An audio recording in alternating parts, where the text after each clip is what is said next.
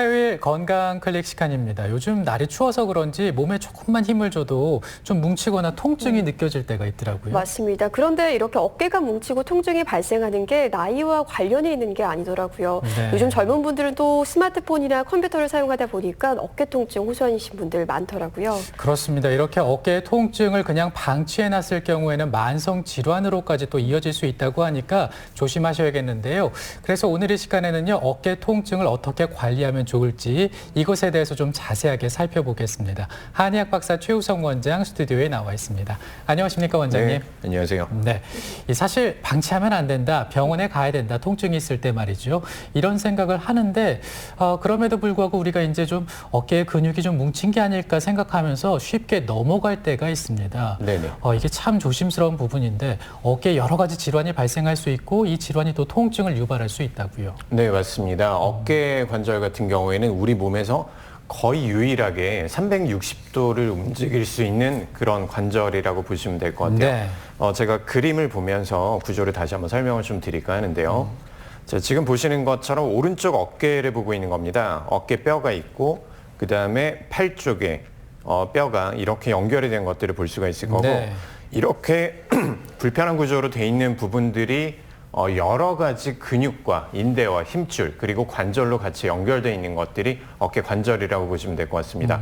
이렇게 불안정하게 문제가 생기기 때문에 항상 통증을 달고 있는 게 어깨 관절이라고 보시면 될 것 같아요. 그렇군요. 근데 실제로 이제 근육이 뭉친 경우가 가장 많을 것 같은데 근육이 뭉친다 하더라도 통증이 만만치가 않거든요. 이렇게 근육이 뭉치는 이유가 뭐고 통증은 왜 발생하는 건가요? 보통 이제 근육을 삐끗했다라고 네. 말씀들을 많이 하시죠. 그 다음에 담이 걸렸다, 이런 식으로 표현을 하시는 분들도 있는데 정확하게는 근막 통증 증후군이라고 얘기를 합니다. 네. 아까 우리가 그림에서 봤던 것처럼 근육들이 어깨 주변에 관절들을 감싸고 있는데 이 관절의 움직임에 따라서 근육들이 손상되기가 되게 쉬운 거예요. 근육이 손상되는 기전은 딱 두 가지입니다. 내가 할 수 있는 일의 양을 넘어섰거나 아니면 내가 움직일 수 있는 범위를 넘어섰거나 이렇게 근육에 무리가 간 상태에서 근육 안쪽에 있는 통증 유발점들이 활성화되는 것들을 근막 통증 증후군이라고 얘기를 하는데요. 네. 보통 이제 염좌 상태라고 얘기를 하고요.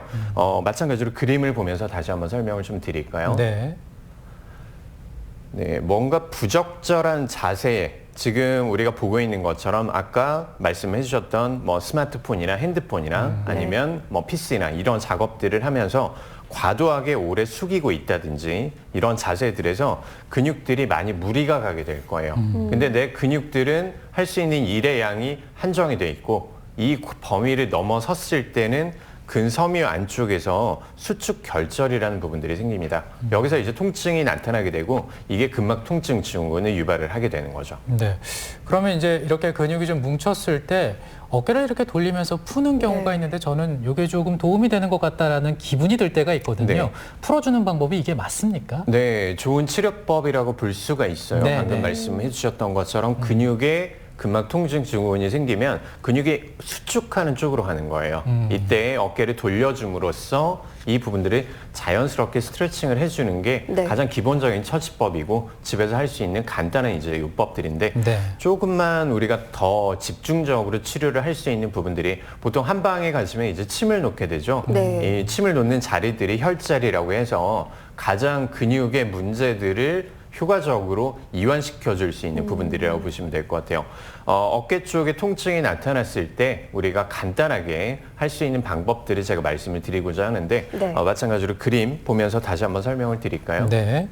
자, 목을 굽혔을 때 가장 뒤쪽으로 튀어나오는 목뼈가 있어요. 그리고 어깨의 끝쪽 부분, 여기 가운데, 정 가운데 쪽에 승모근이라는 근육이 있고요. 네. 해당하는 혈자리가 견정혈이라는 혈자리입니다.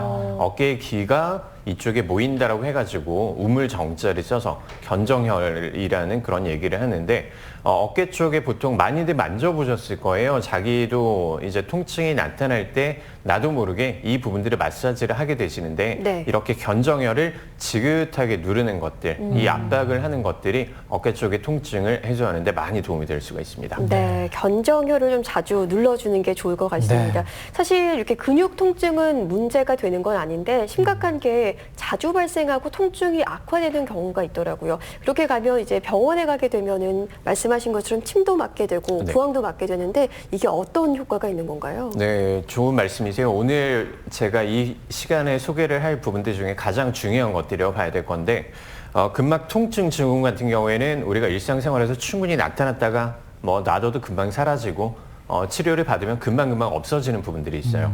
근데 방금 말씀해 주셨던 병원에 가야 될 만한 이런 질환들은 어깨 쪽에는 크게 두 가지를 볼 수가 있습니다. 네. 첫 번째가 회전 근개라는 표현을 쓰는데 간단하게 말씀드리면 어깨를 싸고 있는 근육이 아니라 더 깊이 있는 힘줄 그리고 인대 그리고 관절 이런 부분들의 문제가 생긴 것들을 회전 근개의 문제라고 얘기를 해요. 네. 보통 근육의 문제에서 좀 더 진행이 됐을 때 이런 힘줄과 인대 쪽이 조금씩 마모가 되면서 손상이 되면서 찢어지는 경우에 통증이 아주 극심하게 나타날 수가 있거든요. 이때는 병원에 가셔야 됩니다. 그리고 그 다음으로 안 좋은 질환들이 오십견이라고 많이들 들어보셨을 거예요. 네. 오십견은 결국 관절낭에 문제가 생긴 건데 퇴행성 과정들이 많이 거쳤을 때 이렇게 오십견이 나타날 수 있습니다. 이렇게 회전 근개 쪽의 문제이거나 아니면 오십견의 문제일 때는 네. 본인이 집에서 압박을 하거나 아니면 뭐 약을 드시거나 이런 식으로 해서 나아질 수 있는 부분들이 아니죠. 이때 우리가 병원에 가게 되면 사용할 수 있는 방법들이 첫 번째는 손상된 부분들에 간단하게 생각을 해보면 건물에 콘크리트가 있는데 이 부분들에 갈라지면서 틈이 생겼다고 생각을 해볼게요. 이렇게 금이 생긴 부분들을 다시 또 메꿔놓는 한약을 사용을 한다든지 네. 손상된 부분들을 복구하는 이런 한약들을 사용을 한다든지 아니면 통증을 줄여줄 수 있는 약침이나 봉침 요법들을 사용을 한다든지 네. 아니면 내가 삐뚤어져 있는 관절들의 위치를 바로 맞춰주는 추나요법을 사용을 한다든지 이런 것들을 사용을 해서 우리가 치료를 할 수가 있습니다. 그리고 어깨 쪽의 통증은 생각보다 아주 극심하게 나타나거든요. 일반적인 다른 질환들보다 뭐 무릎 쪽의 관절염이나 이런 부분들도 통증이 심하겠지만 어깨 쪽의 관절염은 통증이 아주 극심하게 나타난다는 그런 특징들이 있어요. 네. 이때 효과적으로 사용을 할 수가 있는 방법들이 동작침이라는 요법들이 있는데 침을 맞은 상태에서 환자의 가동 범위를 다시 돌려주는 스트레칭을 하는 그런 요법들이라고 보시면 될 것 같아요. 이런 동작침이 통증을 줄여주는데 아주 큰 효과를 발휘할 수 있습니다. 네. 그리고 저는 또 하나 궁금한 것이 이제 어깨가 아플 때 어깨만 아프지 않고 목까지 동반해서 좀 통증이 느껴지고 아픈 경우가 있더라고요. 네, 좋은 지적이세요. 네, 네. 그 이유가 목과 어깨는 항상 따라다닙니다라고 저는 진료실에서 환자분들한테 같이 말씀을 드리는데 네. 그 이유는 목과 어깨가 같은 근육과 그다음에 같은 관절들과 그다음에 같은 힘줄, 인대들을 같이 공유하고 있기 때문에 그런 거예요. 그래서 진료실에서도 사실은 되게 감별하기가 또 쉽지가 않은 부분들이 목 디스크라고 생각을 하시고 환자분이 오셨는데 사실상은 어깨 쪽에 문제가 되는 경우들이 있는 거예요. 네. 네. 근데 어깨 쪽의 통증 때문에 나는 오십견이 아닐까라고 병원에 오셨는데 사실상은 목에서 디스크가 발생을 했는데 목 쪽에 신경을 누르지 않고 팔 쪽이나 어깨 쪽에 내려가는 신경만 눌렀을 때는 어깨 쪽의 질환이랑 또 상당히 헷갈릴 수가 있는 거죠. 그래서 목과 어깨 쪽은 항상 증상들이 같이 따라다닐 수 있는데 어느 쪽의 문제인지를 정확하게 진단을 해야만 보다 효과적인 치료가 될 수가 있습니다. 네. 이 원장님께서 어깨 치료를 꼭 받아야 하는 경우가 앞서서 오십견을 이야기를 해주셨는데 이 오십견이 50대 이후에 가장 많이 발생해서 붙여진 이름이라고 들었어요. 네. 좀 자세하게 설명을 해주실까요? 네, 방금 말씀해 주셨던 것처럼 어깨가 아픈데 내 나이가 50이면 나는 오십견이다라고 생각하시는 경우들이 많은데 네. 오십견이라는 단어 자체는 사실은 질환명이라고 보지는 않아요.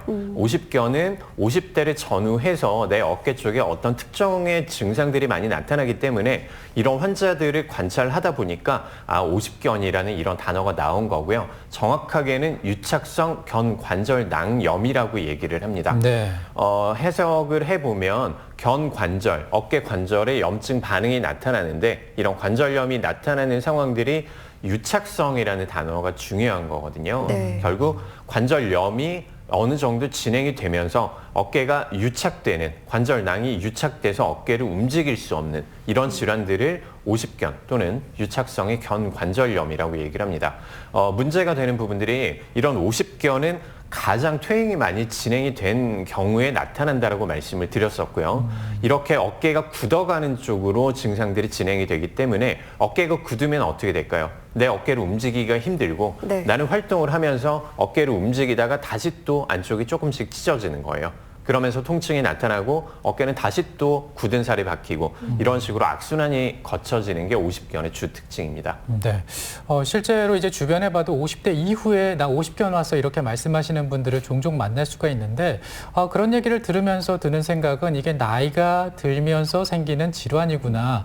자연스럽게 이렇게 생기는 것인데 자연스럽게 좀 피해갈 수는 없을까 이런 생각도 한번 해보게 네. 되거든요. 어떻습니까? 맞아요. 말씀들이 그런 식으로 많이들 네. 하십니다. 50대가 생기면 50대쯤이 가면 내가 자연스럽게 어깨 쪽에는 오십견이 발생을 한다라고 생각을 하시는데 네. 실제적으로 모든 인류를 봤을 때 어깨가 안 아픈 사람들이 50대에 아픈 사람들보다 훨씬 더 많습니다. 네. 결국 오십견이라는 것들은 내가 어떻게 관리를 하느냐에 따라서 그리고 문제가 생겼을 때 어떻게 빨리빨리 조처를 하느냐에 따라서 생기지 않을 확률을 훨씬 더 높게 만들 수 있다는 거죠. 네. 네. 그렇다면 오십견의 원장님 증상이 대표적으로 어떤 게 나타나는 건가요? 네, 제가 3가지 주요한 증상들을 준비를 해왔습니다. 네. 그림을 보면서 다시 한번 설명을 드릴까요? 자, 대부분의 환자분들은 가장 먼저 시작이 되는 부분들이 요새 내가 어깨 쪽이 잘 움직이지가 않네, 뻣뻣하네라는 느낌에서 먼저 시작을 해요. 네. 그다음에 어느 정도 상황이 지나가고 나면 그때부터는 팔을 위쪽으로 앞쪽으로 들러 올리기가 힘들어집니다. 관절의 각도가 이제 서서히 아까 굳어간다는 표현을 썼었죠. 그런 부분들로 문제가 생기고 특징적으로 팔이 등 뒤로 우리가 열중 시열을 해서 등을 긁는 자세가 있죠. 이게 또 임상에서는 백 스크래치 테스트라고 해가지고 네.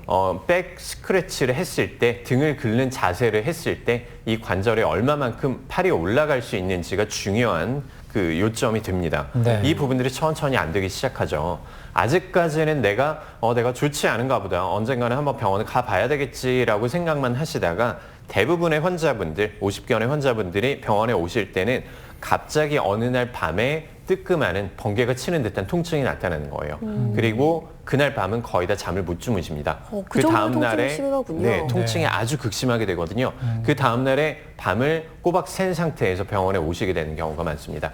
이렇게 3가지의 증상들이 있을 때는 특히나 왼쪽에 야간 통증이 나타나는 이런 상황일 때는 바로 병원에 가보셔야 되는 거고요. 네. 네. 그다음에 최근 들어서 팔을 들어 올리기가 힘들다. 그다음 어깨가 좀 많이 굳어가는 것 같다. 그다음에 특징적인 자세, 아까 말씀드렸던 등 뒤로 돌려서 팔을 올리는 것들이 많이 각도가 낮아진다는 증상들이 있을 때는 병원을 찾아서 이 부분들의 진단을 한번 받아보시는 게 좋습니다. 네, 사실 뭐 이게 나이가 들어서 생기는 질환이라면 치료가 잘 이루어질까에 걱정이 되기도 하는데 그렇다면 한방에서는 어떻게 치료를 하게 되는 겁니까? 네, 기본적으로 아까 제가 말씀드렸던 손상된 부분들은 이 부분들이 다시 또 틈을 메꿔주는 시멘트를 발라줘야 되겠죠. 네. 한약 요법들을 사용을 할 수가 있습니다.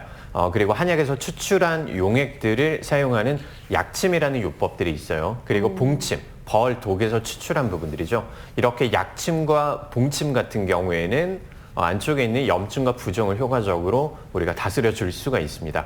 그리고 목과 어깨 쪽의 문제들이 결국 나타나는 이유는 내 부적절한 자세, 삐뚤어진 척추, 그리고 삐뚤어진 어깨 관절 때문이거든요. 네. 이렇게 내 몸에 틀어진 부분들은 추나요법을 통해서 다시 또 바로 맞춰 놓게 되는 거죠. 그리고 통증이 나타날 때는 우리가 여러 가지 방법들이 있는데 아까 말씀드렸던 동작침 같은 요법들을 사용을 할 수가 있습니다. 네. 네. 오늘은 저희 한의학 박사 최우성 원장님과 함께 어깨 통증에 대해서 살펴봤는데 저희 네. 잘 관리하겠습니다. 네. 원장님 오늘 함께해 주셔서 고맙습니다. 고맙습니다. 감사합니다.